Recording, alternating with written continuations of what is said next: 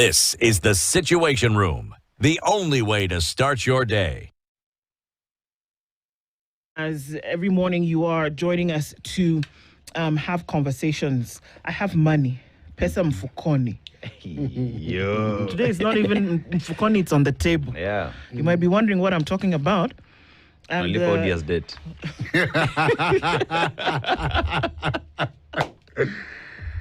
No, we are not paying, not just dead. No. it's the manifesto. Yeah. Yeah, that we're talking about. Freedom fighter, anti-corruption champion, human rights defender, Gen Z presidential aspirant, Boniface Mwangi. Good morning. Good morning. Good to see you. Good to see you too. How are you doing? Very good. Kabisa. Thank you for being here this morning. Asante for having me. You know, it's been 2 days of another drama, you know, and it was not just about fuel prices. Other things were coming into play. Yeah. We're going to talk around a lot of these things. And first of all, Dennis is going to share today's proverb. He'll tell you where we are. But I have to say congratulations. 19 years old, your son. It's not easy to get to that age, but well done. Asante, I've cried a lot actually. He went to college on Sunday night. Oh, wow. So he moved out. Oh, I've my been gosh. crying, yani. Matatu, story for another day. Emptiness syndrome is upon you. Yeah, man. Soon. He made me a father and then he just disappeared too soon. Disappeared. Yeah. Like he has left. He's a man now. Well done. Yeah, Asante. Okay. Dennis? We are in Gabon. So in Gabon, one thing that stands out is they have a natural nuclear reactor. Just natural. Wow. Yeah, so they exploit, and one would say is the only country in the world that has that facility. But that notwithstanding as well, they are rich in oil, explore that, and they use that to push the country's economy. But let's go to the proverb. No matter how long the log stays in water, it will never be a crocodile. How would you defend it? Wow. I think no matter what you clad yourself with, like no, the log is in the water.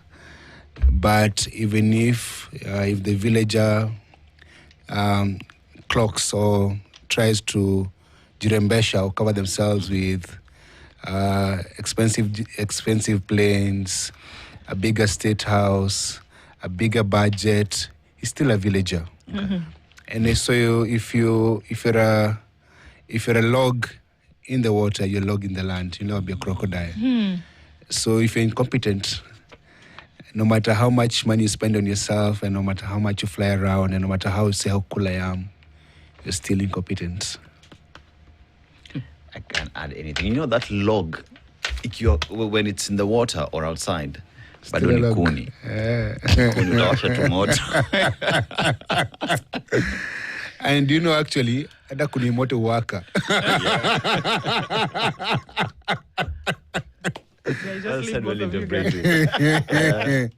Wow, okay. So the last couple of days, I mean, Sorry, and also kuni shafts, and we've been shafted.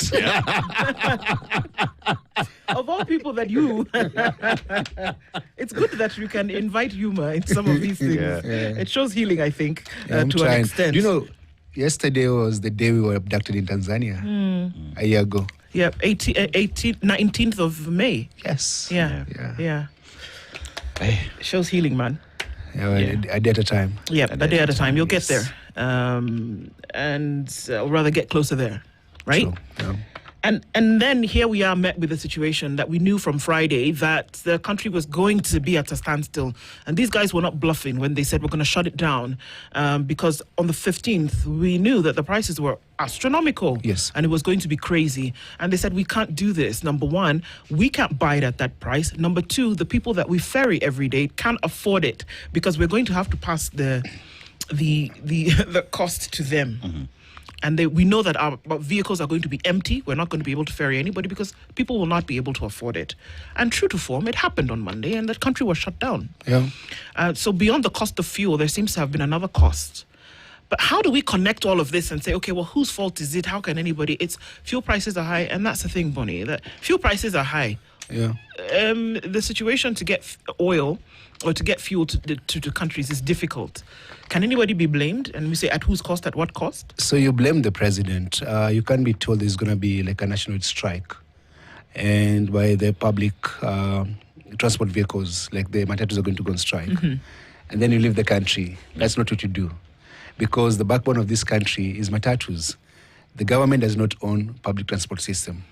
So we are relying on private people to transport people to work, transport goods, transport tourists, and it's the backbone of this nation.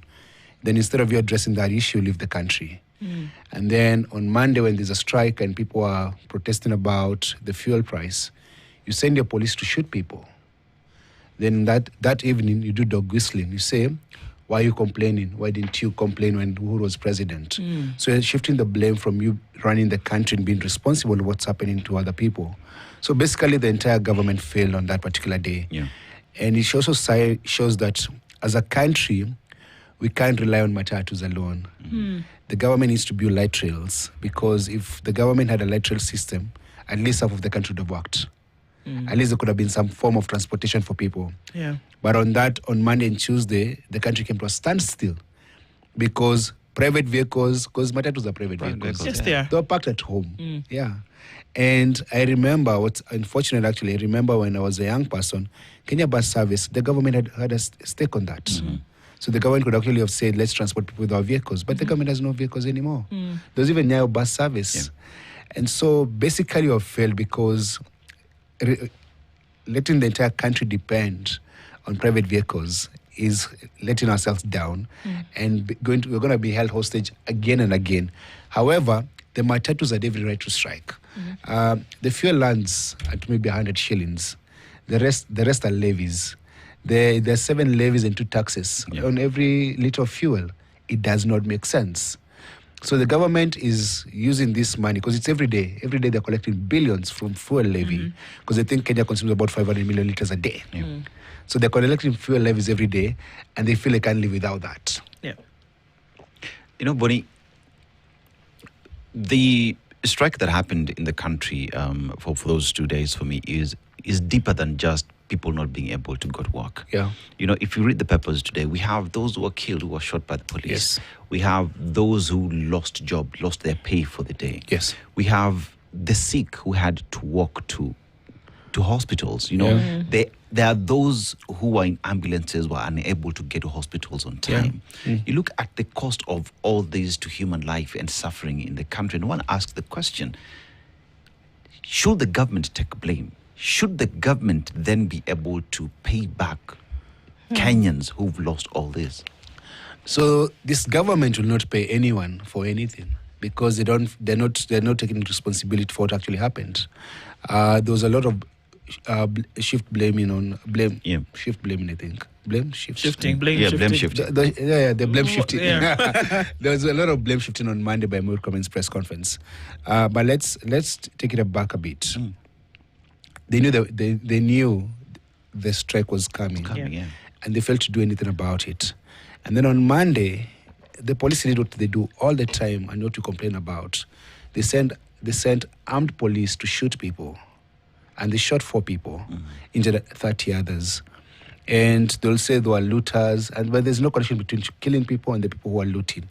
Then the other thing that bothers me, that every time they kill people, they say those people are sent by politicians. But the government never arrests the politicians who actually sent those people. Now, let's park that. There are people who depend on kerosene to cook. Yes. They can't afford to cook. So you have to worry. You have to think, like, I'm going to buy less food so I can afford, so that I can be able to afford the fuel to cook that food. Then there are people who depend on Mujengo. They couldn't go to work. The entire economy was messed. Then instead of the government coming and saying, actually, how do we move forward? How do we fix this? They start politicizing the issue. And then it took another ethnic angle. They're trying to say that Matatus are run by Kikuyus because we're saying when Uhuru was president, Kikuyus were not going on strike. This country is big. The people running Matatus in Western or Mombasa or Pokot, they're not Kikuyus. So they're trying to tribalize this issue to make it look like it's Kikuyus fighting the president. It's Kenyans, they're not fighting the president. Kenyans are saying, we can't afford to eat. We can't afford to live. We can't afford bus fare. We can't afford to survive in this economy because it's too expensive. And fuel is everything. Because fuel determines if you're going to eat or if you're going to walk to work or if you have no work. Basically. That's it.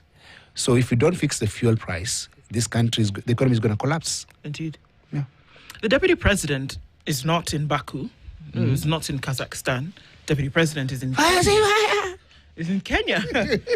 One would imagine Yeah. that Kenyans voted in the presidency, which Yeah. comprises of the Yeah. president and the deputy president. Should we not have heard a word? Because if anything we didn't hear the honking of vehicles on the streets on Monday or Tuesday. We didn't hear this, but we did hear a very loud silence that came from the presidency, which we cannot absolve the deputy president from. So- why wouldn't we have heard his voice to speak up, or should he not have? Kindiki is a prefect. He was not elected. He was appointed. And he speaks when the boss says you speak. So he doesn't have the words to say what he can't. He has nothing to say.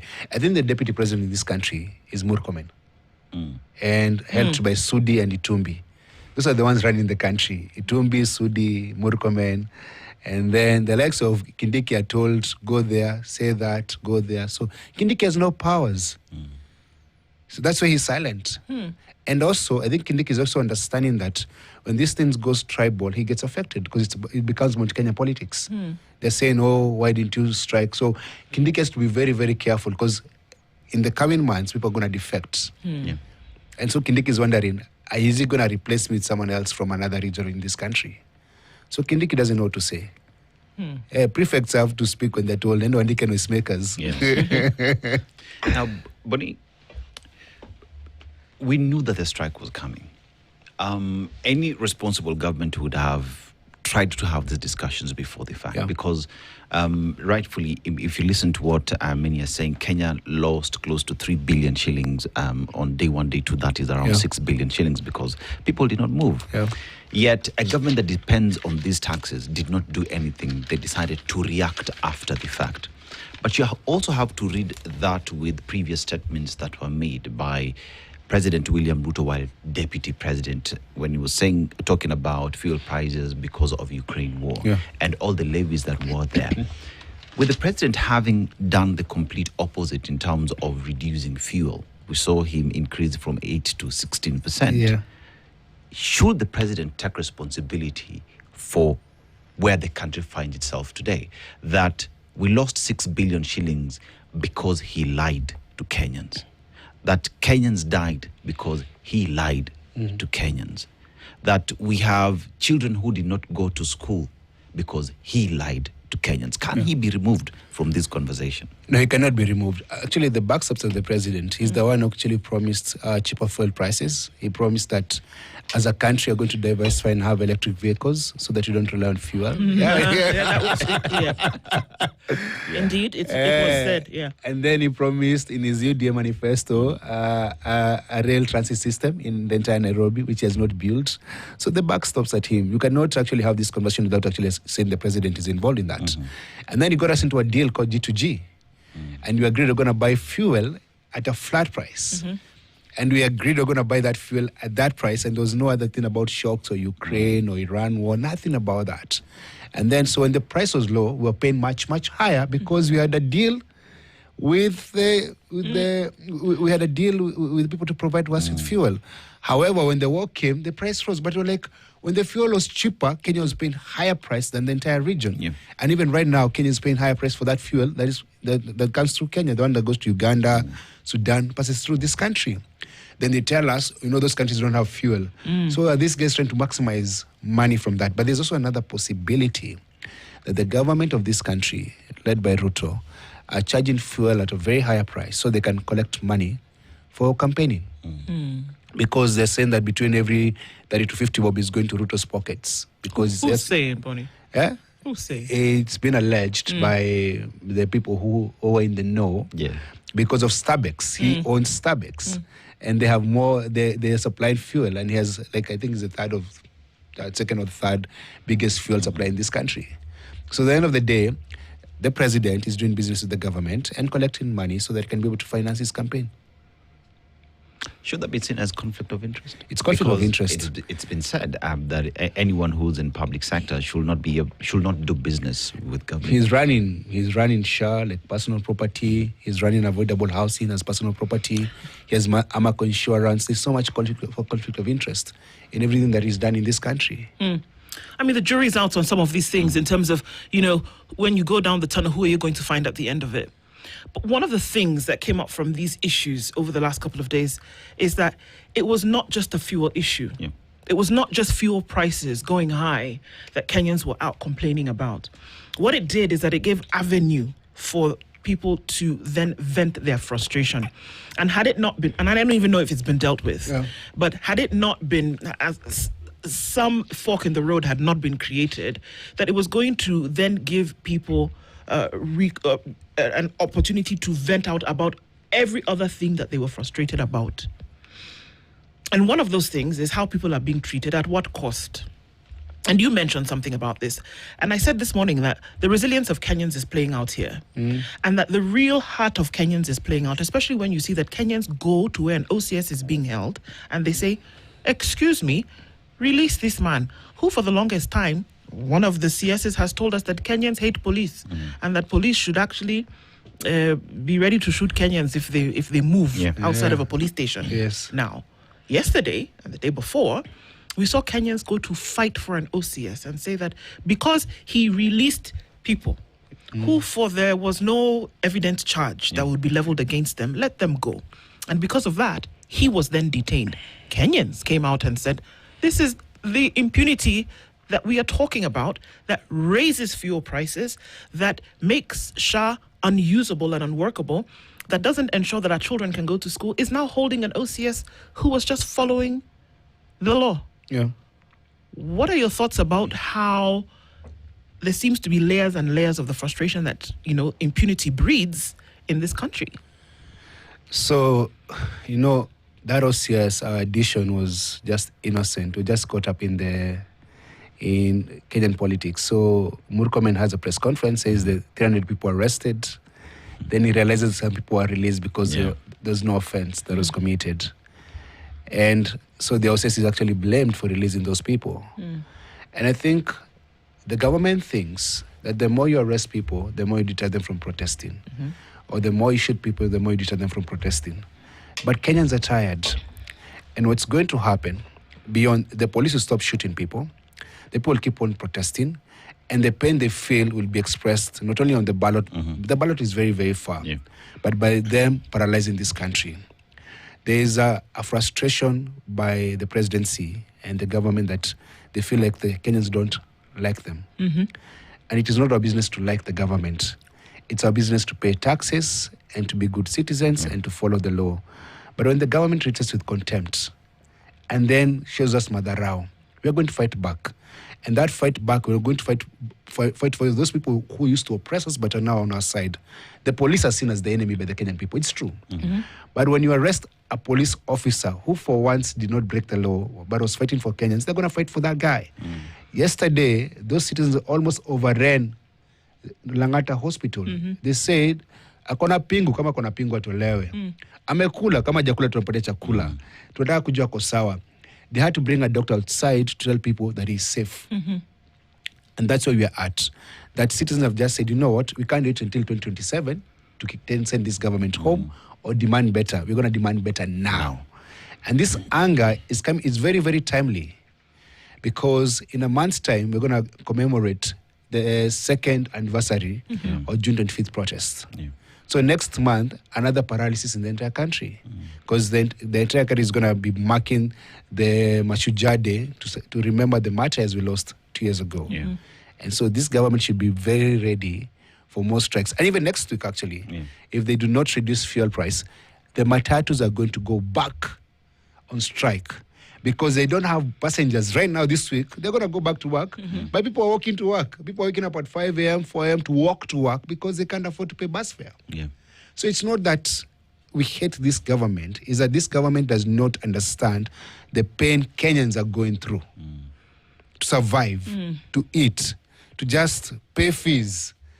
Capitation is not there. Everything is not working. And then on the flip side, the president is dining. He has banquets. He's flying around. He's not going to his office at Harambee House. He's just on top of a vehicle. And he does not address the cost of living. It's just politics. It's not helping anyone. Bonnie, the Constitution says the power belongs to the people. Yes. and that the people shall exercise that right directly or through donation, or through the ballot. But here we have a situation where Kenyans are speaking and saying, it is expensive for us, man. We can't make it. We can't just do it. Matatu guys are saying, we want to offer this service, but you've made it so difficult for us to even meet our margins, pay our loans and all that. Yet to find a government that is hell-bent at fighting its people. We find a government that says, ukikuja tutapatana and I'm going to deal with you. Yeah. And here we are finding Kenyans who are saying, fine, you will come, you will meet us because we understand that we have the power. What would it take for the government to reclaim the trust from Kenyans? What will it take for Kenyans to say, the government that is in power today is serving us? Man. This government is gone. There's nothing they can do now to save themselves. The level of arrogance they've had against us and how they've treated us, they cannot recover from that. You know, people will forget what you said, but they'll never forget how you made them feel. And these guys have made us feel like takataka, that we don't matter. There's no austerity measures. We're saying, no, tighten our belts. Yep. Kenyans have tightened our belts, but the government is not doing that. There's spending at State House. He has spent more money in 2 years than Uhuru spent in 10 years. It doesn't make sense. So Kenyans are not blind to what this man is doing. They're not blind to his actions, his words, his behavior, and then the arrogance of his ministers. I don't even know who the transport minister is. Davis Churchill. Yeah. Okay, that's the guy.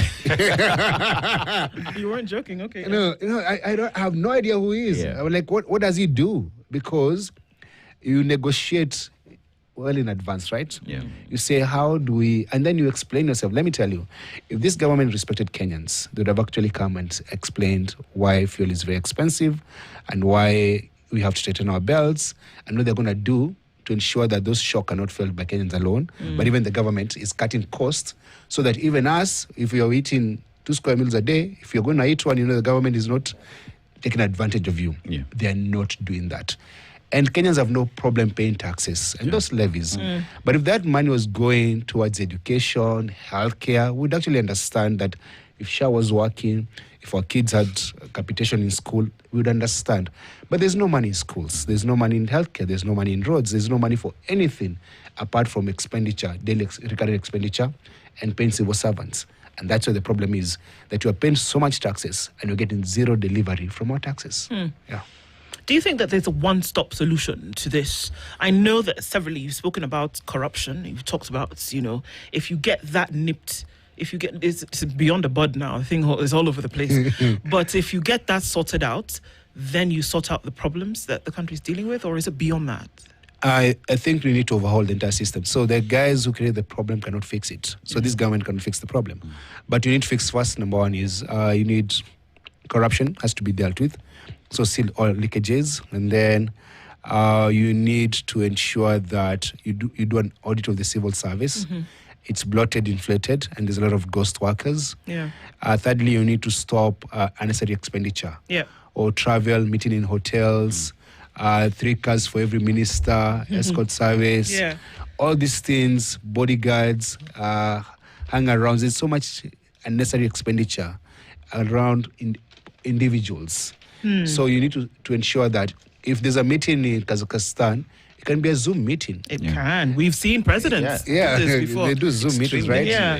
If a government doesn't have to go to Naivasha for a retreat, you remove all per diems and travel allowance. Say there's no traveling. You're going to work from our ministries, and you're going to have online meetings if you have to have meetings. And then there's a need for people who work for the government to have a clock-in, clock-out system. The way you guys come in and you clock in and you come in and then you clock out. Because people go to the office, hang their jackets, they never work. So there's a very big problem in this country about how we pay people who don't even show up to work. You pay a doctor a salary and they have a clinic where they're focused behind the hospital. So they just come hang the jacket. Then when you go in, you're just being sent behind the hospital to go and see the doctor. That's where the problem is. It's interesting that you say that. If say one of the things that you seal all leakages, you seal all the loopholes. Today we are being told, and this is something that you've mentioned previously, that the Court of Appeal has insisted that the SGR contracts be made public. The details of the 583 billion shilling SGR contract be made public, so that you can know exactly how much this thing cost. Yes. You can know who was involved. You can know if money beyond the actual cost of the SGR was spent and who authorized this. So obviously this goes beyond the Ruto government. It goes previously. But would this be the kind of thing that we're talking about when we say seal all the loopholes? Yes. So let me say this: when Uhuru SGR is actually a big scam. Yeah. They built a railway next to another railway. Like they all had to do actually is upgrade the old railway, and that was enough. But they did a scandal where the railway ends up in Uhuru Kenyatta's land in Naivasha. Big scandal. The problem you have here is that everyone is a thief, because when this government came to power, they promised a state capture commission. So the state capture, we're going to investigate, we're going to make expressway deal public and find out who owns expressway. They've never done that.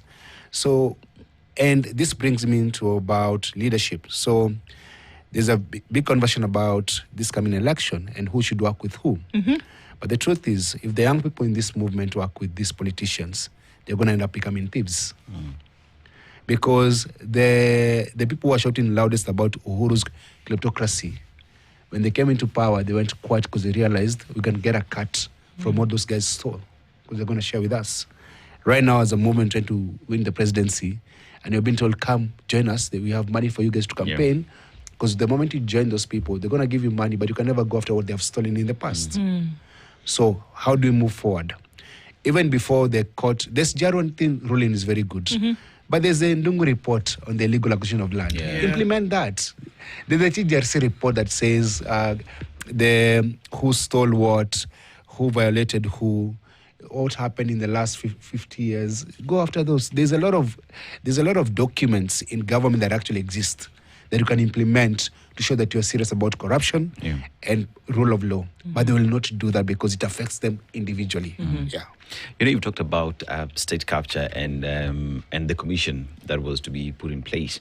But here we talk about a body personally that one would say is the weakest link in all this conversation. You know why? Because if you look at the levies and taxes that Kenyans are complaining about today, right? It is because there is a law that passed through Parliament that is now an act that is being implemented by various bodies. That today, if the cost of fuel is to be reduced, that would not be done by the ministry. That is to be done by Parliament by amending the already existing law. Yet in all these 2 days, we've not had anything from the Energy Committee. MPs are silent on this matter. One would hope that with all this, perhaps even the House would have been recalled from recess to address a subject of national interest. Where do we place Parliament in all this? Is it the weakest link in the country today? Yes, it is the weakest link. The current Parliament is a rubber stamp for the executive. They pass any law he wants. They do anything he wants. So, we have the worst Parliament in the history of this country. And that comes back to the Kenyan people. We must elect better, because if you elect someone who will not fight for you, then you're doomed as a country. What would you do? If I was the president? Yes. If I was the president, number one, actually, you need to fight. You can do without subsidies for this particular moment. But now, because you're getting money from the IMF, and IMF says, if we loan you money, you can't put subsidies. But if if you had fiscal discipline and reduced unnecessary expenditure, you could actually lower the cost of living for Kenyans. But there's no fiscal discipline. That's what you lack.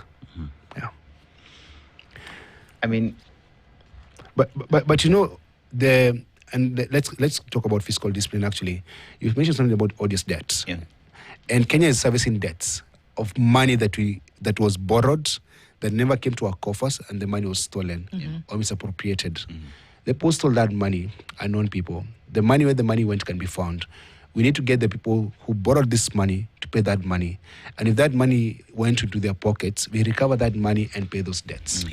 Because Tata has actually been talking about odious debt. We need to find out where did this money go, because that money never came to our economy. Boni, You talk about odious debt. The government is the greatest consumer of information or intelligence. Yeah. They know where this money came from. They know where that money ended. Yes. They know why that money never came to the country. Because if you look at the PFM Act, it's clear on where money that we borrow needs to end up, But for some weird reason, it is very difficult for action to be taken. Can we trust the very same people? Because here's the thing. We can't excuse President William Ruto from Eurobond that was borrowed and never ended up in the country, because it was part and parcel of that government. Yes. He started in the Security Council meeting. He knows everything. So that today we're talking about odious debt and that money not being here, he cannot be excused from it. Is it a question of we know we are part of this and we will protect those who did a disservice to the Republic? And if that's the case, then what guarantees must be there through the offices, EACC, ODPP, to ensure that justice is given? So Uhuru and Ruto are co-presidents and they're partners in crime. So anything that happened in the last 10 years, in the 10 years of Uhuru's administration, cannot be addressed by Ruto because it's part of that administration. Okay. It will only take change of government for those things to be addressed fully. And then the ODPP and the EACC, all of them are presidential appointee. Benson Triungu and Bishop, I think, Odinde are all appointees of this administration. So there's no way they're going to go after their master. So for Ruto to end up in jail, we must ensure that he's removed from power. Then we can prosecute him. And let me tell you, Ruto is going to be the first sitting president to go to jail. But he's going to likely have a cellmate. It will be Uhuru Kenyatta. You sound very sure of that. Why? Because their actions as in the 10 years of Jubilee administration and now the last 3 years of UDA has been amassing wealth at the expense of Kenyans. They've actually turned the government of this country or the tax of this country in private property. For example, let's talk about avoidable housing. We continue housing levy. Everyone is contributing housing levy. Mm-hmm. You go take government land, you build using government resources, then you sell that land, you sell those houses to people. Mm-hmm. There's no transparency where this money goes. Where this levy is collected goes, and when the houses are sold, where does the money go to? Like everything about that thing is a scam. SHA is a scam. NHIF was actually working. It had its own defectiveness, it had its own problems, but it was actually working. And they claimed that they removed NHF because of corruption.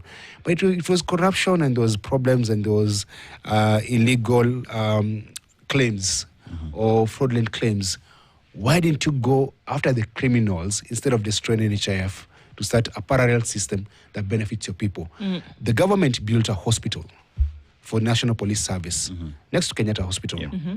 And that cost, I think, about 5 billion shillings. It has never been opened. Then you take those police and give them a private cover and they go to a private hospital. We'll have an entire hospital for police. It does not make sense. Everything that has been done in this government in the last 3 years has been to benefit individuals. And if it's not true, they can prove me wrong. There's nothing that he has done to benefit Kenyans. Still, and I think what creates a stirring in the spirit of many people is that who is going to bell the cat and how will this be done? This Singapore that everybody keeps talking about, which is just, it's a bit exhausting because you can't use something as an example if you're not going to do the thing that they actually did. The leader who came in and cleaned up this mess didn't listen to all these sideshows. He came in and he was bullish in nature where they said, okay, you know what? If we're going to follow the rule of law, the people who've had their hands in the cookie jar, lock them up. Yeah. And it was among some of the first countries in the world that we saw actually jail former presidents, jail former security heads, put people in prison in 2 instances for life. To say that you have been stealing from this country, have a seat here and cool your heels for a minute while we try to fix things. What am I saying? That you cannot take an example from the developed if you're not ready to do what the developed did. So here we are using the example over and over again. Here we are saying things must change. People will go to jail. You've just said it this morning. But who is the one who is going to come and say, shut everything down and let's deal with this rot? You can't build on top of Garbage. You can't. And this is what Kenyans are saying. Okay, we hear people saying this all the time, but then who's the one who's going to say enough is enough? I don't care if you're my friend. If you've done wrong, you've done wrong. Cool your heels over here. Who's going to do that? Because everybody's still a little bit too nice. My name is Boniface Mwangi. I am running for president, and I will jail the thieves. Big or small, all the crooks will end up in jail. And if we are successful in changing the law, we are going to hang all the thieves who have stolen from this country. If you're an economic thief, we shall have public hanging at Uhuru Park. That I assure you. We must talk about that. And I want you, when you host other people who are running for president or in other office, ask them what are they going to do about corruption. And if they are working with those thieves, ask them, how are you going to jail your friend? Because the problem we have is that we talk tough about corruption, but we realize our friends are thieves. So we have to go soft about it. And one of the most touchy issues in this country is corruption, because everyone in that parliament or in that senate, most of them are thieves. They've been given money they've been given bribes to vote for a motion or to acquit a governor or to do many hanky-panky business. So they are very afraid about corruption. We're going to talk about rule of law. What does rule of law say? We must go after big thieves, because this country is very particular about small thieves. If you snatch a phone or if you steal a chicken, we burn you alive. Right. But if you steal a lot of money, we elect you to the presidency. And that has to come to an end. And the Kenyan voter must be very careful in this coming election. The more money someone has, the more likely he's a thief. Because it is impossible to become a billionaire in this country without being a thief. You haven't invented, you haven't innovated, you haven't come up with and you're not entrepreneurial at all. That your entire life you're a DO or a minister in Kanu's government, then you tell us you're a billionaire and you have businesses. You stole that money, because in the 90s, the salary of a member of parliament between 92 and 97, Ruto's salary and Madakaro's salary was 5,000 a month as a member of parliament. Plus allowance is 20,000. If you're earning 20,000 in a month in the 90s, how do you become a billionaire? How come you're the only billionaire in this country? How come Kogiwa Mwere, Gitobi Manyara, and the likes are not billionaires and in the same parliament with you? Or even Shikuku, who was longer from the 60s, died a pauper in Ushago. Because basically you went into power or you used government office to steal land, to get illegal tenders, to do all manner of things. And the only way you can have a new country is ensuring that any person who was part of KANU does not get into power in post-2027. The only way to fix this country is to forgia water. We say, for once, we have tried replacing 2, 3, 4 people. Let's replace 100%. And then you tell these people that if you dare not deliver, we are going to shut down the country, back in the streets, and remove you. Popular pricing. We must make popular pricing the norm in this country. That if we know that the power belongs to the people, that if we fail to deliver, we don't wait for 5 years. We take to the streets, we march to State House, and we remove you. Yeah. Bonnie, do you think the public has bought that idea of getting rid of each and every single individual who's put their hand in the cookie jar? Because it still goes back to Kenyans and who they vote for and who they put into these offices. Because unless Mwananchi decides to do things differently, we are not moving anywhere. From where you sit, do we have Kenyans bought the idea that time for change was yesterday? We need to do it now for us to see the change that we seek. So there's a percentage of Kenyans who want real change, and you can see the Gen Zs in that group of Kenyans. But our parents are still in the tribal cocoons. Our parents are going to say, Rigathi is a Kikuyu leader, Uhuru Kenyatta, Ruto is a Kalenjin leader, and the likes. That's where the problem is. So if we can be able to convince our parents that for once, don't vote for tribe, vote for values, then that may change. But it's going to take a lot of work. But you have to realize that in 2013, when this government came to power, they banned NGOs that were doing civic education. So we've had about 13 years of no civic education. So we have to now become the civic educators and actually educate Kenyan people about why an MCA matters and why tribe is not important when it comes to voting. Because at the end of the day, When I get sick, I go to the hospital. I don't go look for a Luya or Kikuyu doctor. I go and ask for a doctor. When I get into a Matatu, I don't ask the tribe of the Matatu conductor or the driver. I just want a Matatu. Yeah. But when it comes to voting, we are very particular about what tribe is that person. Do they represent my community? But these people don't represent your community. They represent their interests. They just happen to become from your community because when they steal, they don't steal for you. They steal for themselves. There's no one who's ever stolen money and then they brought it to the community. But this thing about muzi wetu, kabila yetu, is a very big problem. So you have to detribalize the vote for us to change this country. The economy cannot be ignored. It's very clear that a lot of the things that people complain about, you can have a direct straight line back to the economy.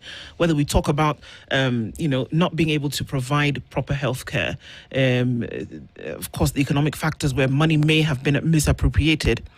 But everything circles around an economy. Kenya doesn't have a revenue problem. Kenya has an expenditure problem. Kenya has a non-manufactural issue whereby you're not building anything, so you can't sell anything, you can't make a profit. An economy runs on profit making. It's very clear. It's not by the prayers of anybody. It is you create something, you sell it for profit, you make money, you run the economy. That's why MSMEs function. True. Yeah. You can't do that if you have a huge amount of debt. True. Kenya has a 12.4 trillion shilling debt problem. And pundits have said that if you're not dealing with a debt issue, then you're not looking towards how you're going to solve the problem. Do you agree with that? And if that's the case, how would that be dealt with? So I agree with that. But if you have to service debt, we can negotiate debt. We can either default and say we cannot afford to pay and say, do what you're going to do. Or we say, let's renegotiate the debt and say, how do we stagger it longer? But for you to be able to do that, you also need to be able to say, I'm going to generate more income for the people. How do you do that? Kenya has the highest expensive power in the region. We need to actually have affordable energy, because if you have enough affordable energy, you have people manufacture, people set up industries. Kenya has we have independent power generators who are charging us even for power not consumed. We have a problem with us transporting the energy to where it's needed. So basically, the economy is surviving on by luck. There's no deliberate effort to ensure that we're creating more jobs by ensuring that there's affordable energy. You made it ease of doing business for people to be able to open business. That 47 counties, how do we get 47 industries in those 47 counties? How do we ensure that pyrethrum, cotton, sisal is back? How do we decide, if sugarcane is not working, how do we legalize marijuana and have hemp? It's hemp, right? Hemp. Yes, sorry, hemp. It's hump day. It's Wednesday. It's Wednesday. How do we ensure that you can have medicinal hemp? Therefore, it can be used for medicine, it can be used for cooking oil, it can be used for so many other things. There's an entire industry to be unlocked. Western could be the hemp belt of this country. If you're selling miraa and we have no problem with miraa, there should not be a problem of doing medicinal marijuana. It's the backbone of Colorado. Yeah. The entire Colorado state relies on marijuana. We can do that. So basically, there's lack of thinking in how we can actually expand our economy, and that's why we just relying on overtaxation to service those debts. But we can be able to grow economy by opening up all other industries that are locked. The blue economy, we have fish that we sell at cheaply, or we allow Chinese trawlers to come and just take everything from us. You go to Lake Victoria, our fish, there's no storage. There's so many things that we can address. Nyandarua, there's potatoes, but they can't reach Eldoret. There's the problem. So, Boni, I want to look at, you want to become president. Yes. And you becoming president, then one would look at other leaders that would be in your party to be in parliament, and other like-minded leaders that would help your cause be better. In the political space right now, have you identified individuals that you're willing to work with to rescue the country, in that Kenya, that leadership that you want to be in? Are you looking to work with others? I am willing to work with others, and I've been in conversation with some people. My only concern is that they feel like we cannot win without the old political guards. That is the problem. They feel like we must be able to work with some people who are very dirty, who are very corrupt, who will just make us as corrupt as them. And I feel like we need to believe in ourselves. I have said this, that there's a path to the presidency, that if we collectively work together, we can get the Gen Z votes, and we can get the 8 million young people who did not vote in the last election. That's enough to get us elected. But these people feel like we need the financial muscle of the old guards who intend to jail when you get into power. And there lies the problem. Because that's, when you see people going all over the country and they're doing big rallies and all that, there's financial backers who are saying, let me put my money on this guy, because come 2027, when there's change of government, people demand for blood and for people going to jail. But because they funded this man, he'll not jail me. And so that's why I'm staying away from those, if those convoys of people who I think they have an idea that you can fix this country, but your backers are the problem and the people that you must jail when you get into power.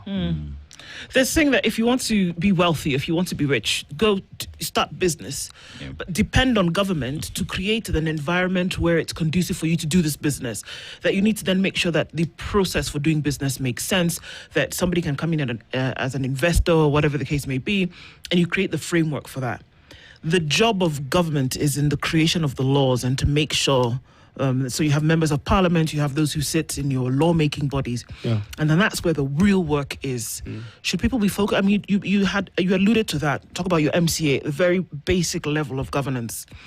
But the work that needs to be done is right there at Parliament to ensure that this environment then is created. How I want to look at the importance of the vote when it comes to who you are actually putting in the position that is going to make and protect the law. And also protect the money, because that's where the rubber meets the road. How important is that attention to be set? I think a member of parliament is one of the most key positions in this country, because that's where they do legislation, they do oversight.